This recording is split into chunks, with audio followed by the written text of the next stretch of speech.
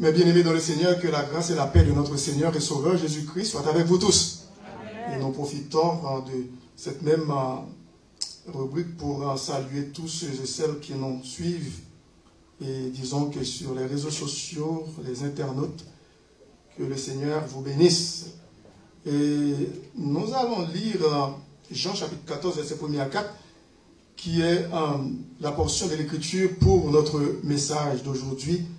Et sur l'Église de Christ et les signes de la fin des temps, vous pouvez lire avec moi, ensemble, jusqu'au verset 4, Jean 14, verset 1 à 4. Que votre cœur ne se trouble point. Croyez en Dieu et croyez en moi. Il y a plusieurs demeures dans la maison de mon Père. Si cela n'était pas, je vous l'aurais dit. Je vais vous préparer une place. Et lorsque je m'en serai allé et que je vous aurai préparé une place, je reviendrai et je vous prendrai avec moi, afin que là où je suis, vous y soyez aussi. Vous savez où je vais et vous en savez le chemin. Amen. Merci, vous pouvez vous asseoir. L'Église de Christ est le signe de la fin des temps. Je vous avais dit à plusieurs reprises et que Jésus-Christ s'est fait poser cette question, à savoir quel sera le temps ou les signes qui va marquer la fin des temps. Et c'est dans Matthieu 24 où les disciples en faisaient remarquer à leur maître les belles constructions qui se faisaient quand il s'agissait de la reconstruction du temple à Jérusalem. Et Matthieu 24, après on va retourner dans Jean 14, c'était juste pour rappeler que ce que Jésus-Christ avait dit à ses disciples. Comme Jésus s'en allait au sortir du temple, ses disciples s'approchèrent pour lui en faire remarquer les constructions. Autrement dit, les belles constructions. Mais il leur dit, voyez-vous tout cela, je vous le dis en vérité, il ne restera pas ici pierre sur pierre qui ne soit renversé. Verset 3. Il s'assit sur la montagne des Oliviers. Et les disciples en vinrent en particulier lui faire cette question. Dis-nous quand cela arrivera-t-il et quel sera le signe de ton avènement et de la fin du monde. Et comme je vous avais dit que dans plusieurs points, j'avais développé, la première réponse que Jésus-Christ avait donnée aux disciples, c'est au verset 4. Jésus leur répondit, prenez garde que personne ne vous séduise. C'était la première réponse. Il y a d'autres choses qui vont venir après. Mais la première chose que Jésus-Christ a dite, prenez garde, faites attention à ce que personne ne vous séduise. Le verset 5 dit car plusieurs viendront sous mon nom disant c'est moi qui suis le Christ. Il y en a présentement en 2022. Ça fait longtemps depuis qu'il s'autoproclamait Christ ou Messie. Faux prophètes. Ils se proclamaient prophètes, mais pourtant ce sont des faux et des fausses prophétesses. Faux prophètes et fausses prophétesses. Car plusieurs viendront sous mon nom, disant, c'est moi qui suis le Christ. Et ils séduiront beaucoup de gens. Bon, maintenant, ce n'est pas étrange pour nous. Vous entendrez parler de guerre et de bruit de guerre. Ce n'est pas étonnant. Gardez-vous d'être troublés, car il faut que ces choses arrivent. Mais ce ne sera pas encore la fin. Ce ne sera pas encore la fin.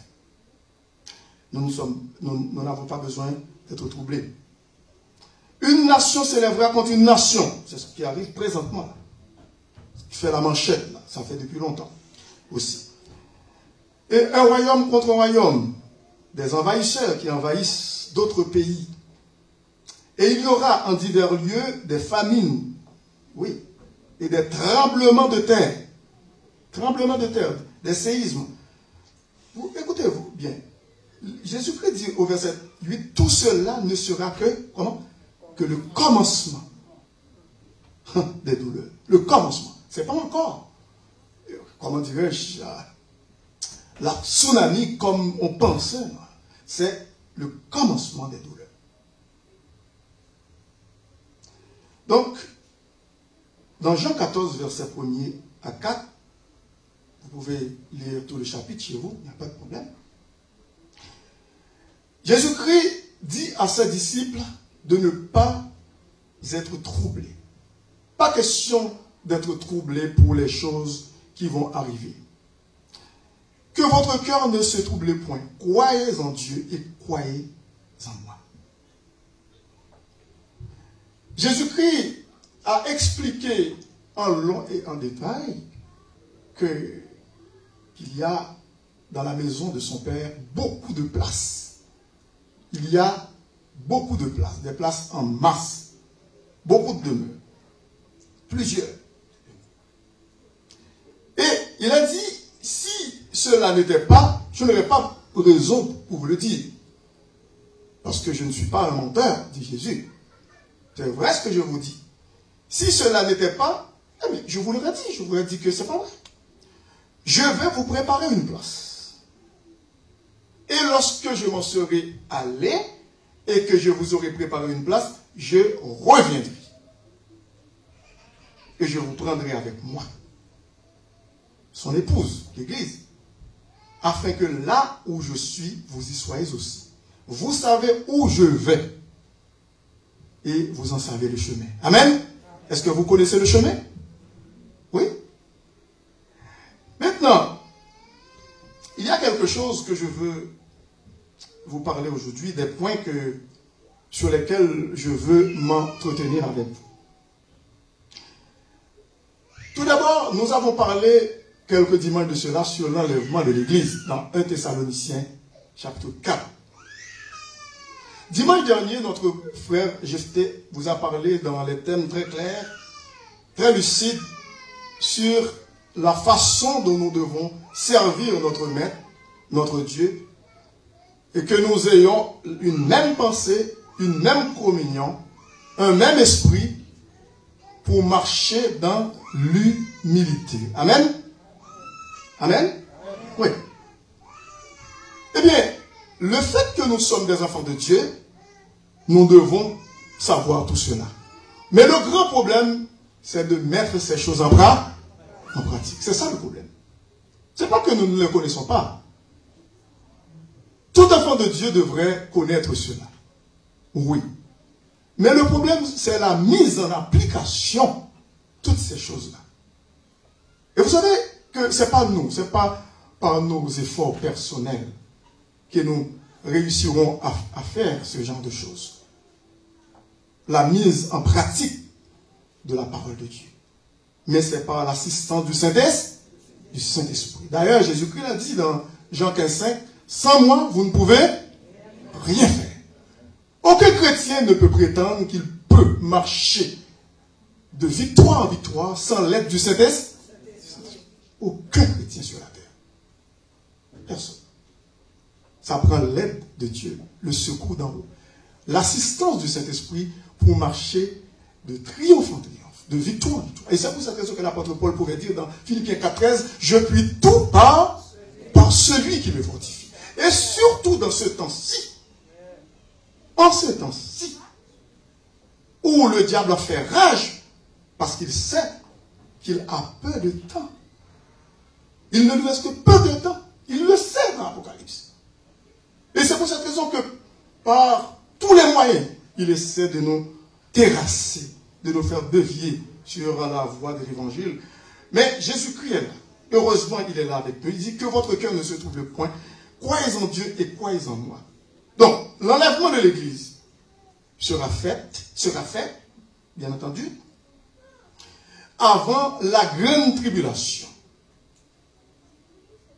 Et nous remercions le Seigneur du fait que nous n'allons pas passer au travers de la colère de Dieu, c'est-à-dire la grande tribulation.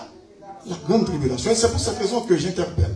Si jamais il y a quelqu'un dans la salle qui ne connaît pas Jésus-Christ, il ne faut jamais renvoyer à donner cette occasion que Jésus-Christ vous donne.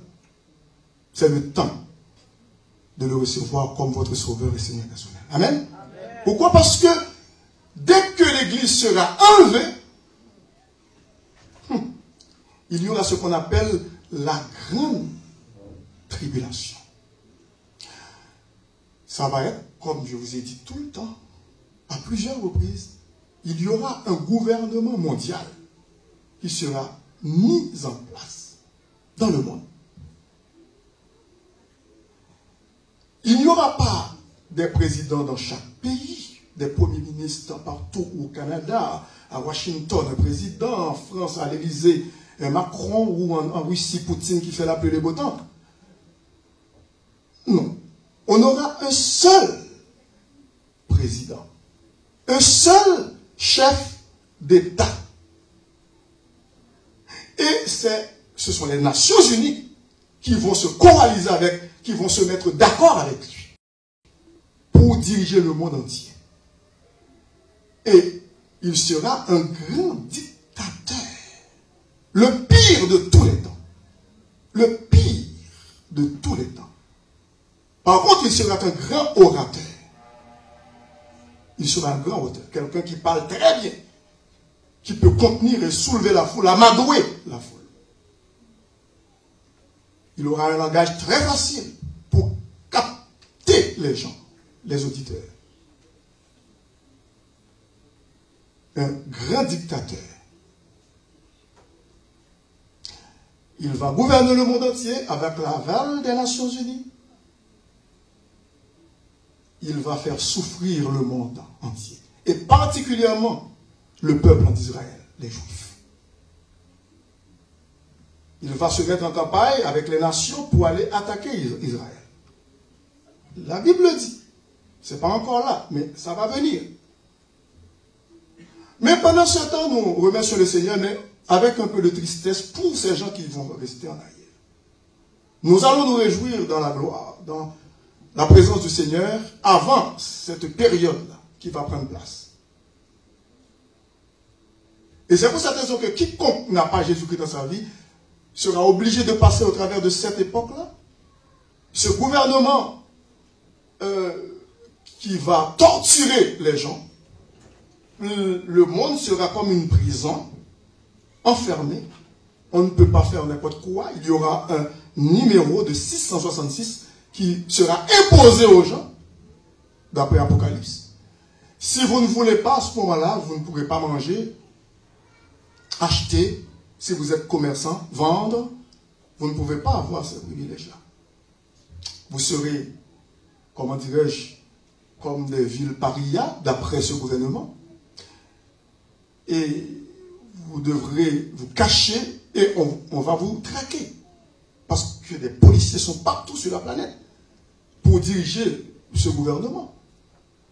Et puis, les caractéristiques de ce gouvernement, il y a trois. Une seule religion, c'est une religion satanique. Une seule religion, une seule monnaie, un seul gouvernement. Donc, tout est en dehors de Christ, ce gouvernement-là. Cela va être étranger complètement à Christ. Pendant ce temps, nous serons dans la gloire. Lorsque nous serons dans la présence du Seigneur, il y aura ce qu'on appelle la distribution des récompenses. Les chrétiens, vous et moi, nous allons recevoir des récompenses en fonction de notre ministère ici-bas sur cette terre. Comment nous avons géré l'œuvre du Seigneur? Est-ce que vous êtes là? Comment nous avons servi le Seigneur? Est-ce que nous l'avons fait avec un esprit sincère, d'un cœur sincère, honnête, franc? Est-ce que nous étions sérieux dans l'œuvre du Seigneur? Est-ce que nous avons vraiment aimé le Seigneur, comme il nous le demande dans sa parole? Est-ce que nous étions parfois des hypocrites? Alors, tout cela va être pris en compte. Gloire à Dieu, nous ne serons pas mis en enfer. Mais cependant, nous serons évalués. Il dit, l'œuvre de Dieu sera évaluée. Comment nous avons fait les choses pour le Seigneur. Comment nous avons profité de notre temps de pèlerinage ici-bas sur cette terre pour servir le Seigneur. Est-ce que vous êtes là? Amen. La distribution des récompenses. Ça, c'est le premier point que je veux aborder avec vous. La distribution des récompenses. Et c'est pour cette raison, après l'enlèvement, parce que ici Jésus-Christ reviendra pour nous chercher, nous allons le retrouver dans les airs, parce qu'il a déjà préparé des demeures pour nous. Arrivé dans sa présence, c'est la distribution des récompenses. C'est pour cette raison, dans 1 Corinthiens chapitre 3, c'est très important de lire ce passage chez vous et aussi de demander à Dieu de vous aider à le servir d'une manière agréable. À partir du verset 10, il est dit, selon la grâce de Dieu qui m'a été donnée, c'est verset 10, dans 1 Corinthiens 3, verset 10, j'ai posé le fondement, dit l'apôtre Paul, j'ai posé le fondement comme un sage architecte, et un autre bâtit dessus. Mais que chacun prenne garde à la manière dont il bâtit dessus l'œuvre du Seigneur.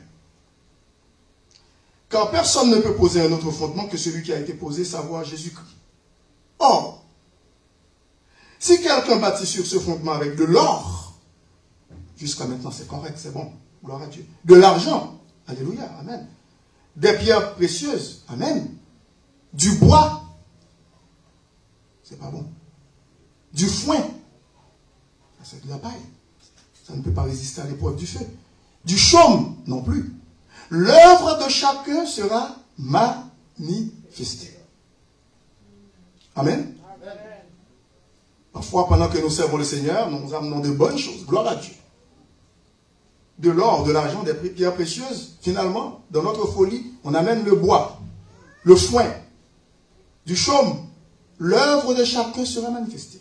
Car le jour la fera connaître, au dernier jour, lorsque nous serons dans la présence du Seigneur. Car le jour la fera connaître, cette œuvre-là, parce qu'elle se révélera dans le feu.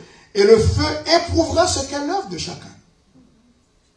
Si l'œuvre bâtie par quelqu'un sur le fondement subsiste, gloire à Dieu, il recevra une récompense.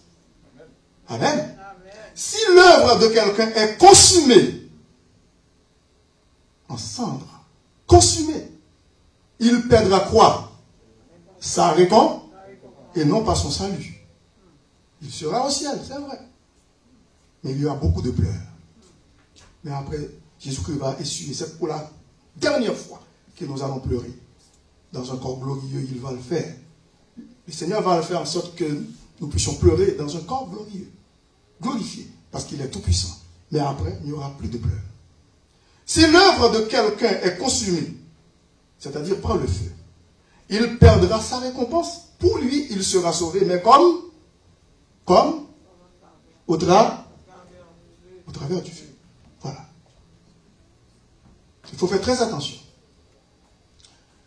Ici, il est question des chrétiens spirituels et des chrétiens charnels. Pourquoi? Parce qu'il y a 3 catégories de personnes dans l'Église. 3 catégories de personnes dans l'Église. Le chrétien spirituel, le chrétien charnel, les deux vont au ciel. Mais il y a un qui va perdre sa récompense. C'est le chrétien charnel.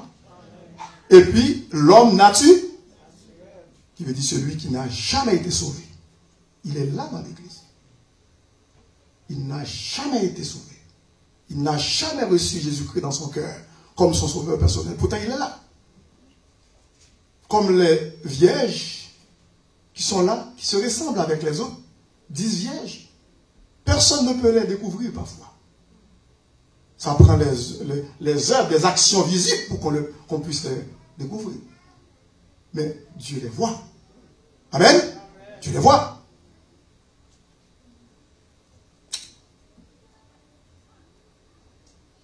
Cet homme naturel peut même s'infiltrer dans les chorales. Il peut même être en mission, comme missionnaire. Il peut être pasteur, prédicateur, évangéliste, moniteur, monitrice de l'école du dimanche, musicien.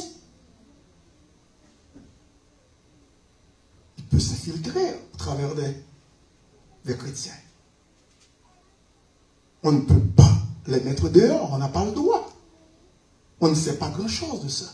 Et c'est pour cette raison que Jésus dit, attendez le jour de la moisson. C'est moi le maître qui va faire le travail de triage. Est-ce que vous êtes là? Et c'est pour cette raison que je vous demande aujourd'hui dans quel camp vous êtes?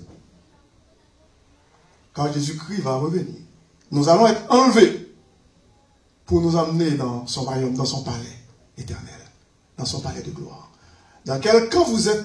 Est-ce que vous allez rester avec l'Antéchrist sur la terre pendant la grande tribulation? Oui, il y aura des gens qui vont sauver durant la grande tribulation. Oui, la Bible dit, Apocalypse 7.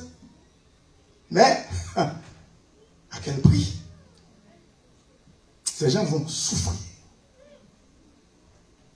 de façon atroce. La distribution des récompenses. Et c'est pour cette raison aussi que la parole de Dieu nous dit, encore dans ce même point, le premier point, dans 1 Corinthiens 9, 24, où l'apôtre Paul encourage les chrétiens à bien combattre, à bien courir, parce qu'il assistait sûrement aux Jeux Olympiques, qui ne datent pas d'hier. L'olympisme a été inventé par la Grèce. À l'époque, le monde gréco-romain aussi utilisait dans les grands stades, qui veut dire ces jeux-là. Dans 1 Corinthiens 9, l'apôtre Paul dit au verset 24, un instant, et en verset 24, il dit, ne savez-vous pas que ceux qui courent dans le stade courent tous, mais qu'un seul remporte quoi? Le prix. Courez de manière à le remporter. Courez de manière à le remporter. Et le verset 26, l'apôtre Paul dit, moi donc je cours non pas comme à l'aventure, je frappe non pas comme battant l'air, mais je traite durement mon corps, je le tiens assujetti de peur d'être moi-même rejeté après avoir prêché aux autres. Rejeté, ce n'est pas pour aller en enfer, ce n'est pas dans le sens de la perte du salut, mais le rejet qui veut dire, c'est le rejet de son ministère évangélique. Combien de gens qui ont été rejetés, même depuis sur la terre, à cause de leur mauvais témoignage? L'apôtre Paul a peur d'être rejeté après avoir prêché aux autres. Arrivé devant le Seigneur, mais comment tu as prêché, Paul? Comment tu as eu vraiment de bonnes prédications, mais ta conduite n'était pas alignée avec, ne s'alliait pas avec tes prédications. Mais heureusement, l'apôtre Paul était un homme de Dieu. Amen? Un homme de Dieu. Donc, ce mot qu'on trouve ici, le mot rejet dans le grec original, c'est adokimos. Adokimos. Le A, préfixe A qui est devant le dokimos, veut dire désapprouvé, rejeté, disqualifié. Mais quand on enlève A, le préfixe devant dokimos, on laisse seulement dokimos, dans l'original, veut dire approuvé, qualifié. Amen? Il y a des gens qui ont mal interprété ce passage, pensant que c'est la perte du salut éternel. Non. L'apôtre Paul n'aurait jamais pensé jamais dit ça. Parce que c'est lui encore qui dit que, écoute, dans Romains 8, il dit, eh bien, que lorsque nous regardons dans Romains, chapitre 8, il a dit, rien ne peut nous séparer de l'amour. Écoutez, il a dit, Romains chapitre 8, verset 39 et verset 38 et 39. Car j'ai l'assurance que ni la mort, ni la vie, ni les anges, ni les dominations, ni les choses présentes, ni les choses à venir, ni les puissances, ni la hauteur, ni la profondeur, ni aucune autre créature ne pourra nous séparer de l'amour de Dieu manifesté en Jésus-Christ notre Seigneur. Ce n'est pas de notre amour pour Dieu. Notre amour est trop faible. C'est comme ça. C'est comme si vous demandez à un enfant de vous tenir la main. C'est pas sage. Lorsque vous traversez la rue, vous demandez à l'enfant de vous tenir. Qu'est-ce que vous faites plutôt? Voilà. Quel que soit le mouvement que l'enfant peut faire, est-ce que vous allez le lâcher? Jamais. Il peut être rebelle, mais pour le faire traverser la rue. Je ne sais pas si vous comprenez le salut que vous avez en Jésus-Christ. Malgré notre désobéissance à Dieu, malgré nous le servons d'une manière négligente, mais il ne nous tient pas par la main. Malgré les épreuves, les vicissitudes de la vie, les moments difficiles, parfois nous faisons à notre tête. Il ne nous tient pas par la main. Et non pas nous qui le tenons, On n'est pas capable. Nous ne sommes pas capables. Et c'est pour cette raison que celui qui nous tient est le Tout-Puissant. Il est plus fort que tout. Et c'est pour cette raison que l'apôtre Paul pouvait le dire. Depuis au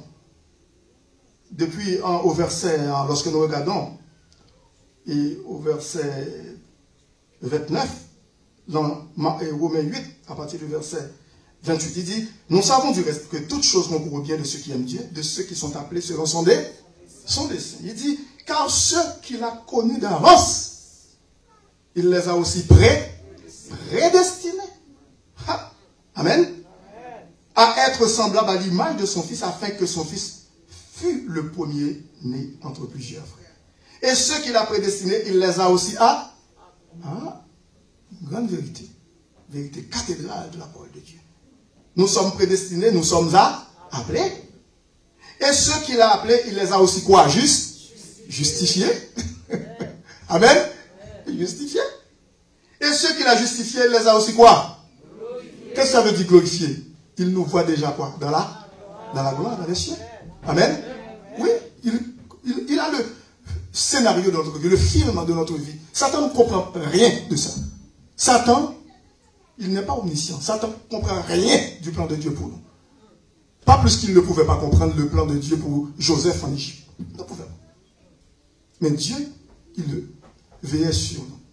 Il comprend ce qu'il fait. Amen. Malgré notre façon de le servir, mais il sait.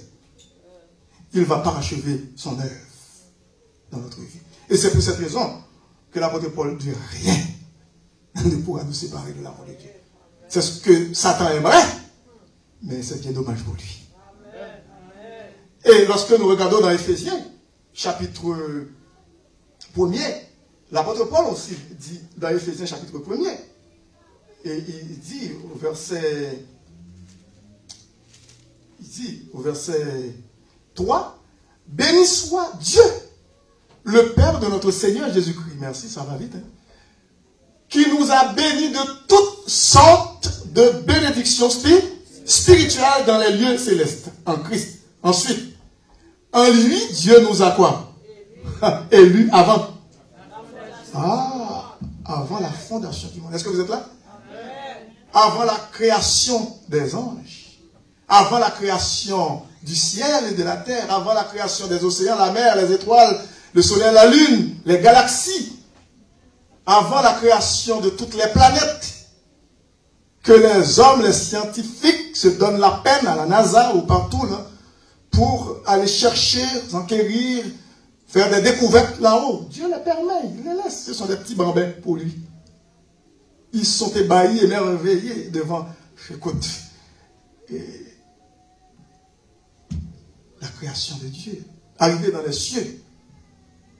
Écoute, Armstrong, celui qui faisait partie des trois astronautes et des Américains dans les années 60, en 69, et lorsqu'ils sont montés dans la Lune, ils ont touché, ils ont mis leurs pieds. C'était tellement étonnant, c'était émerveillé, ébahi. Comment un créateur puisse parvenir à ça? Et jusqu'à maintenant, 2022, il n'arrive pas encore à découvrir des choses. Et il pense qu'il y en a encore d'autres choses. En lui, Dieu nous a élus avant la fondation du monde pour que nous soyons saints et irrépréhensibles devant Dieu.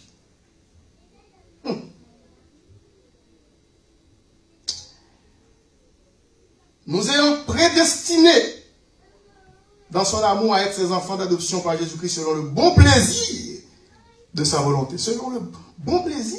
Ce n'est pas parce que nous étions bons, fins et puis gentils. Non! Dieu l'a fait pour nous pour sa plus grande gloire. C'est pour sa gloire. Par pure grâce.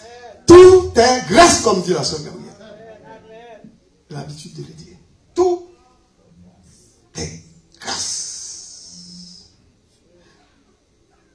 À la louange de la gloire de sa grâce qu'il nous a accordée en son bien-aimé. En lui, nous avons la rédemption par son sang, la rémission des péchés, c'est-à-dire le pardon de nos péchés, selon la richesse de sa grâce. Il est riche en grâce, en amour, que Dieu a répandu abondamment sur nous par toute espèce de sagesse et d'intelligence. Écoutez, vous pouvez continuer à faire la lecture chez vous. Vous allez découvrir le trésor de la parole de Dieu. La toute puissance de Dieu, sa sagesse, sa magnificence, sa majesté, sa grandeur, son amour, sa miséricorde pour nous. Né de la poussière, en grande poussière, il pense à nous. Est-ce que vous êtes là? Il nous a créés à son image et à sa ressemblance. Il a fait de nous ses enfants bien-aimés. Lorsque nous chantons ce beau cantique, Dieu Tout-Puissant, quand mon cœur considère tout l'univers créé par ton pouvoir, le ciel d'azur, les éclairs, le tonnerre, le clair matin ou les ombres du soir. Alors, quoi? De tout mon être, alors s'élève un Dieu, tu es tout-puissant. Que tu es grand, Seigneur. Et puis, il y a un couplet qui dit, quand je songe au sublime, quoi? Mystère. C'est un mystère. Que Dieu, qui ça?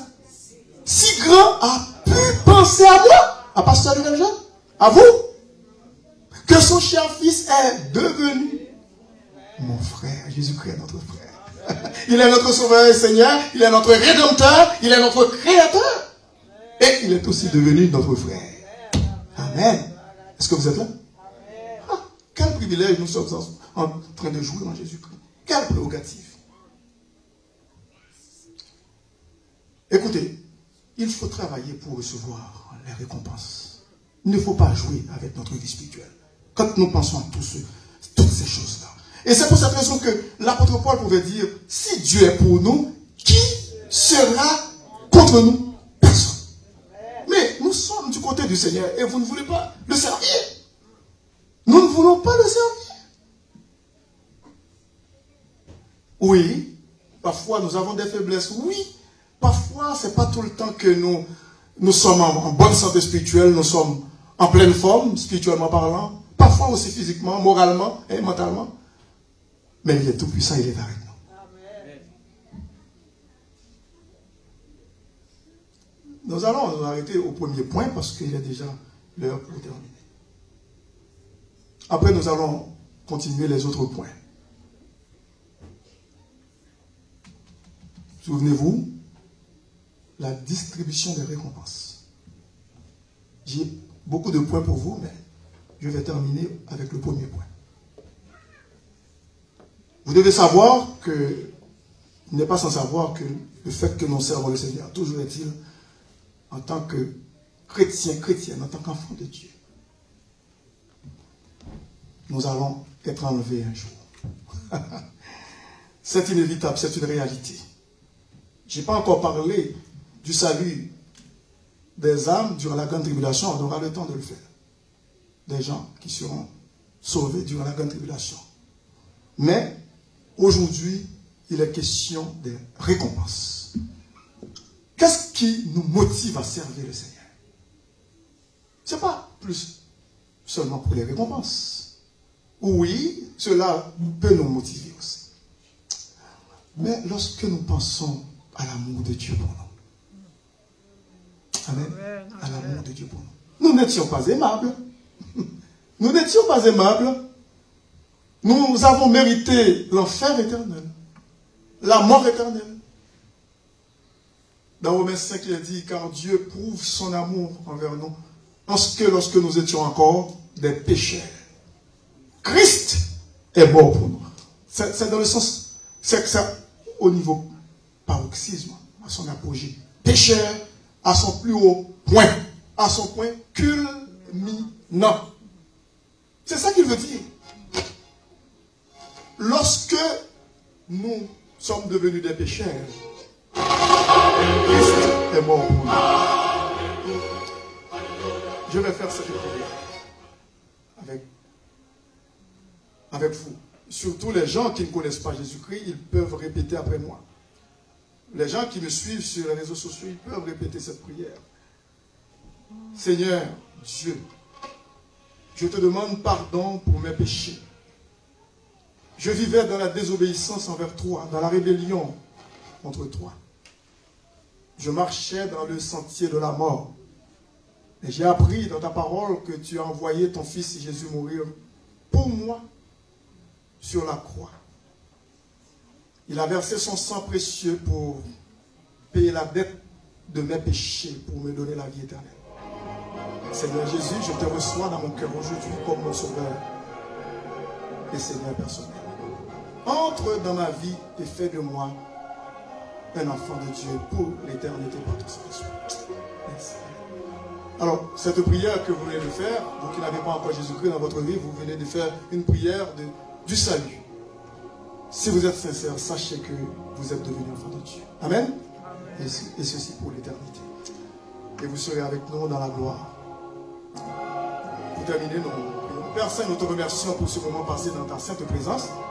Merci pour, dans un premier temps, l'école du dimanche qui a eu lieu, pour l'enseignement de ta parole. Merci pour le culte d'adoration. Merci pour le temps de louange, pour les offrandes qui ont été recueillies pour l'avancement de ton règne et pour le message de ta parole. Nous te prions de nous aider à comprendre ta parole et aussi à la mettre en pratique afin que nous puissions vivre une vie de victoire pour ta gloire jour après jour jusqu'à l'enlèvement de l'Église. Nous te prions ici avec le pardon de nos péchés. Dans le nom précieux de ton Fils Jésus-Christ, à lui seul soit la gloire dès avant tous les siècles et maintenant et au siècle des siècles. Amen. Que l'Assemblée de Dieu dise Amen. Merci. À la prochaine.